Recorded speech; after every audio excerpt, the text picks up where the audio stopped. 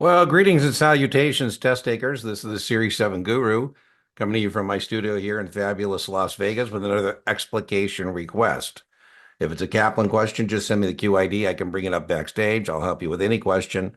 If it's another test prep vendor, you'll have to send me a screenshot. If you have an explication request, send it to explicationrequest@guruexamprep.com. And here, this is Kaplan QID 1558246. If you don't have a Kaplan Q Bank, I highly recommend it as a paid supplement with my 15% discount code GURU15 at checkout. You can get it for $55.80. And for that commercial, Kaplan allows me to give you a free look at Kaplan content like this. An investor purchased a corporate bond with a 6% coupon. You shouldn't be fumbling around that 6% is based on par. And so this bond pays $60 in annual interest. That'll be paid in two semi-annual installments of $30 a piece, right? So I get $60 in annual interest. I get $30 every 6 months with a net price of 101. So this bond is trading at a premium. Bonds are quoted as a percentage of par. So that's 101% of par. The bond has accrued interest for 45 days. You know, the Uniform Practice Code, the UPC, standardizes trading practices within the securities industry.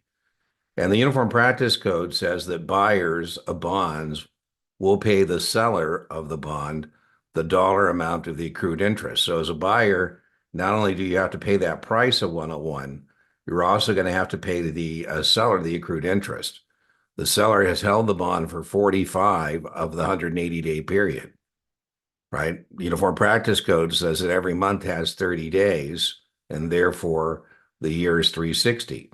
You know, when we came with the Uniform Practice Code, we didn't want our high talent men and women to have to remember nursery rhymes and knuckle humps about how many days have September. So for corporates and munis, every month has 30 days. Which of long statements regarding the confirmation of this trade is true? Now, I don't think as a test taker you're going to actually have to do this. I do think the recognition of everything I just discussed is testable. Do you know that on the Uniform Practice Code, which standardizes trading practices within the securities industry, that the buyer pays the seller the dollar amount of the accrued interest? Do you know that corporates and munis have 30-day months? So it's mainly recognition. All right, but let's go about solving this question. All right, so you can do this one of two ways.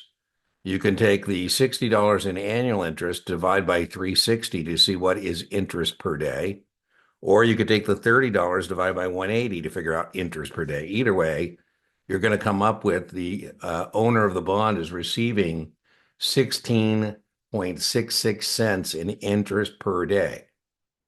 So that's our first step. Now it says we had it for 45 days. The seller had it for 45, and what's the dollar amount of that? So we take the 45 days times the 16.66 cents, and we find out here that's 750. So the buyer owes the seller $7.50 in accrued interest. If we add that to the bond price, you recall, was 101% of par. That's 1,010 plus the accrued interest.